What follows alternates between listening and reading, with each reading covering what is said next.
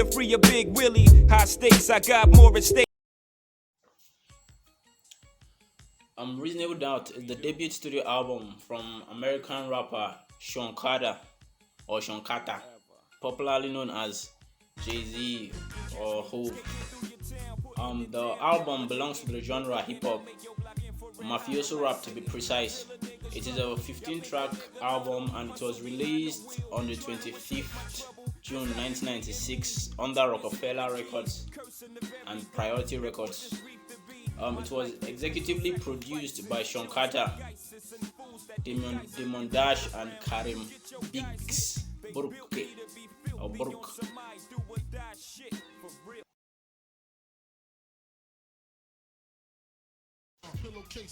This album is an excellent description on how a typical black drug kingpin or bigwig should move or moves and lives in these streets. It is gangster rap with so much Sicilian ethos.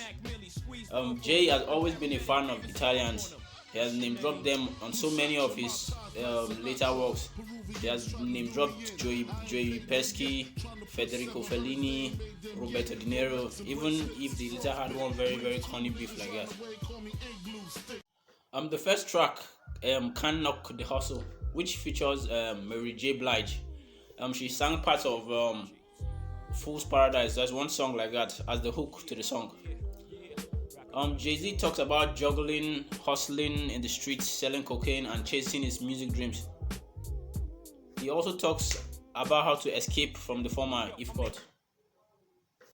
The second track, Politics as Usual, is about the factors that affect the drug game, like the customers, the plugs or connects, which could be retailers or wholesalers, what you spend your profits on, like buying jewels from jewelers, rival crews, feds, and even younger children. You know how he's influencing them wrongly. That's according to what he said. I'm not the one that said he agrees that he's influencing them wrongly. The next track, Brooklyn's Finest, it features the late rap legend Biggie Smalls, also known as the Notorious B.I.G. As the song implies, two of Brooklyn's finest come together to trade bars about criminal activities, and I think like crime stories were very popular in Black America in the 90s. I'm not saying they came out at that particular time, but most people they loved Scarface, The Godfather, The Goodfellas. I personally, The Goodfellas is one of my favorite films ever. And this black crew thing and ethos was inspired by some of these films. And according to someone, I think a sound engineer or somebody who was present at the time they were recording, neither Jay-Z or Biggie would take the pen and paper that were offered to them. It was then they realized that they both rough offhand. The next track, Dead President, is one of the most popular songs on this album.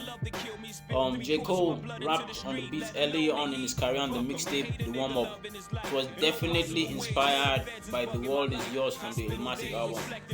He even looked Nas's vocals for the chorus. Remember the part where Nas said, I'm out for dead fucking presidents that represent me? Yeah, that part. He looked it for the chorus. Even the piano keys, they sounded similar, even if they were not the same. On this track, he talks about money, mainly getting money and what he makes people do. Like apparently he's been making money since he started his official music career through drug dealing. He also reminisces on how a rival killed one of his associates and how he was planning revenge and all that. And he brags too at some point. That's vintage Jay-Z for you, with a lot of creativity, of course. The next track, that is the fifth track, is titled Feeling It. This song was a song that really grew on me with time. Like Hov was bragging about his reality, luxury, and invisibility. I really love the feel of that song. The sixth track, The Evils. Yeah, The shit is wicked on these mean streets. None of my friends speak. We all trying to win. But then again, maybe it's for the best though. Cause when they seeing too much, you know they trying to get you touched. Whoever said illegal was the easy way out couldn't understand the mechanics and the workings of the underworld. Granted, 9 to 5 is how you survive. I ain't trying to survive, I'm trying to live it to the limit and love it alive. Like ills, poison my body. It used to say, fuck my skills. I never prayed to God, I prayed to God. That's right, it's wicked. That's life, I live it. Ain't asking for forgiveness for my sins. Ends, I break bread with the lay heads, picking their brains for angles and all the evils that the game will do. It gets dangerous. Money and power is changing us, and now we're lethal, infected with the evils. God, I wonder can you save me? Illuminati on my mind, soul, and my body. God, I wonder can you save me? Secret society, trying to keep me high. God, I wonder can you save me? Illuminati on my mind, soul, and my body. God, I wonder can you save me? I can't die. Yeah. We used to fight for building blocks. Now we fight for blocks with builders that make a killing. The next track, 22 Twos, is a song created like a freestyle. Mariah Davis, she's always accommodated Jay-Z at her Mad Wednesday show, so he added her skits also. It's the first break of the album where he just flexes his lyrical abilities. And the next track, Can I Live, man, is an amazing track, man. Just very, very pure hustler charisma. Jay-Z spits these jewels about hard work, desperation, and more of the game's ethos. As a real gem of a track. I really mess with that track too. The 10th track, Friend of Hope, it has Jay-Z conversing with another crew who presumably has come to sell drugs in his territory. He warns them never to come there again, and that if they do, they'll face his judgment, which is death. The next track, Coming of Age, that's the 11th track. It features a young Memphis Bleek, and it's just like Jay-Z passing style, knowledge and game to Memphis Bleek. As a result of watching him and seeing he reminds him of his younger self. The 12th song, Cashmere Thoughts, is just Jay flexing on his lyrical ability in a pimp type of way. Cashmere is one half of his pimp name. The other half is Jones, so his pimp name is Cashmere Jones. It's just like the second break on the album. The next song, Bring It On, features Jazzo and Sauce Money. That's another fire song, man. It was supposed to be originally a Nas and Easy feature, but somehow it didn't work out. As Nas and Easy, they ended up not showing. But the guys that replaced them, they did not look out of place at all. Here we get to see diverse rhyming patterns from the trio and very, very elite lyricism. They continue to brag about their invincibility and dealing with snitches. I love the song, man, and the healthy competition between them. The 14th song, Regret, which was the last song of the story, not the last song, but the last song of the story. They are just basically reflections in the life of a drug dealer, regrets mainly, tales of betrayal, never strain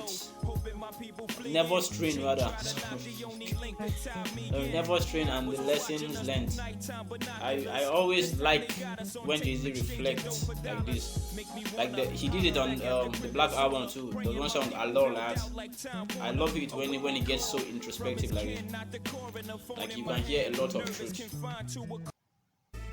So the last song, that is Can I Live 2, which features Memphis Bleek. It's just a bonus track on the album. The storyline was excellent and very, very nice concept. Very nice concept. Yeah, my flesh, no nigga could test. My soul is possessed by the evils in the form of diamonds and Lexuses. The exorcist got me doing sticks like homie. You don't know me, but the whole world owe me. Strip was thought to be a pleasant guy all my fucking life. The production was handled by the Hitmen and Nobody, Sky Beats, DJ Clark Kent, Primo, Arv God T, Big Jazz, like Jazzo, Peter Panic, and K-Rock. It consists mainly of jazz and R&B material. Like there are samples of Marcus Miller, A Tribe Called Quest, LL Cool J, Prodigy, Isaac Hayes, Ahmad Jamal Trio, Snoop Dogg, the Ohio Players, Stylistics, the late Old Dirty Bastard, and so on. Like the beats were super dope, man. Like Jay-Z has one of the best ears for beats, like especially beats that matches his flow. There were also dialogues from the film Scarface and Carlito's Way. And again, Dead Presidents is still a beat people use to try their own mic skill up to this day. Like the Evils and Bring It On too, they were excellent beats too. But what do you expect from Primo? You and your whack mans, fold like bad hands, roll like Monopoly. Advance, you copy me like white crystal. I gross the most at the end of the fiscal year than these niggas could wish to. The dead presidential candidate with the sprinkles in the presidential ice that'll offend you. If you listen carefully, you will see that all the hustler and hustler rappers love this album, and you can see the reason why they love this album. Sometimes the album plays like a movie, and you could feel the proper emotions in his voice in various songs. The reality was good. You cannot say he wasn't living this truth. You can't say that. Watching me closely, my shit is butter for the bread, they wanna toast me. I keep my head, both of them where they supposed to be. Holes that get you sidetracked and clap from close feet. I don't sleep, I'm tired, I feel wired like codeine. These days a brother gotta admire me. Wow, man, I'm telling you, like Hove was amazing on this album. Like the features were awesome. So I don't want to go too deep into the lines, but we're going to take a couple of the lines on this joint. Like there was a lot of double and triple entendres. For example, on the song "Can I Live," he said, how did he say? He said, while I'm watching every nigga watching me closely, my shit is butter for the bread. They trying to toast me. Okay, let me explain it to you now. This line, it could mean two different things, or in two different scenarios, in the drug game or in music. So in the drug game, it means people are really putting tabs on him, trying to knock him off his perch by killing him, since he's well invested and experienced in the drug game. Toast means to kill in rap language. Butter for the bread, it means wealth. The shit he was talking about means drug. That is one way to look at it, Abi. Okay, let's look at the second way now to look at it. That is in music. In music, it might mean his fans are watching him, either on stage or on the television. They see he's spitting juice, which is butter for the bread, and they are trying to hail him. Toast. Like when you raise your glass to toast somebody, you are hailing him now. So how he could make one line fit in two major aspects of his life was just pure genius. Pure genius. Okay, and another very nice way to put out a lyric is on the first song, Kind of the Hustle. No, sorry, the second song. He said that was politics as usual. He said I took my Frito to Tito in the district. Okay, let me explain that one too. Frito comes from the potato chip company Frito-Lay. I think it was very popular in 1996 or so. He uses Frito as an alternative for chips, which, if you listen to rap very well, chips is also an alternative for money in rap language. And Tito was like a very big deal in jewels or jewelry at the time. Just picture like today's Marc Jacobs. Yes. And Frito to Tito is a quite nice rhyme. Like you might not grab it, but that's very, very dope poetry. Should I break down the lines on the evils where he said about his whereabouts? I wasn't convinced. I started feeding him money till shit started to make sense. And maybe I don't want to just really waste time, so we'll do it another time. But this last line I just said, it has multiple genres. You can look at it in like 7 different ways, and it works out. So I just picked random lines and tried to dissect it a bit. There is still many dope lines on this album. Many dope lines on this album. Like all these words, but they are simple, but they've got very complex interpretation. If there's something people don't give Jay-Z enough credit for, is his skill as a writer. He has excellent lyricism. Coast host is hostile, colossal, money flaring like nostrils for drug dealing apostles. Al Pacino down to Nino Brown. Me, Jay, and Primo got it sold across the board like Pacino. Teflon, make sure your jammy is full. Cause I heard Sammy the Bull, lamps in Miami will pull. Tropical leaf. I really enjoyed the way him and Biggie were exchanging flows on the song Brooklyn's Finest. Like, because the song Bring It On was crazy. Like, Jazzo went off on the last verse with that machine gun flow, man. Really messed it. Like, fine delivery from everyone. That's real, mixed feelings like a mulatto. Thug thought he was OG Bobby Johnson. I played him like Benny Blanco. Mano a mano, you ain't ready. I find no trigger, straight up shoot my guns horizontal. Get your weight up. I am 2 point. If you ask why I like Italian movies, like this is the album that made me like Italian movies, man. Like this was the album that made me fall in love with Italian movies. Even with the organized crime and lavish lifestyle, the regrets were there. I'm not here to judge how a man lives, I'm not God, and maybe we all have our reasons. But this album was well written, well produced, and definitely one of the best rap albums of the 1990s.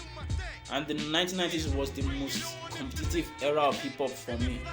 And this was an excellent debut album. In the Beijing, East Coast host is hostile, colossal, money flaring like nostrils for drug dealing apostles. Al Pacino down to Nino Brown. Me, Jay, and Primo got it sold across the board like Pacino. Teflon, make sure your jammy is full. Cause I heard Sammy the Bull, lamps in Miami will pull. Tropical leads where I got a few keys. With momentum, stock a few G's. Now it's unstoppable cheese. Said we was garbage, so fuck college. Street knowledge amazes the scholars when we coin phrases for dollars. Star-studded bitches with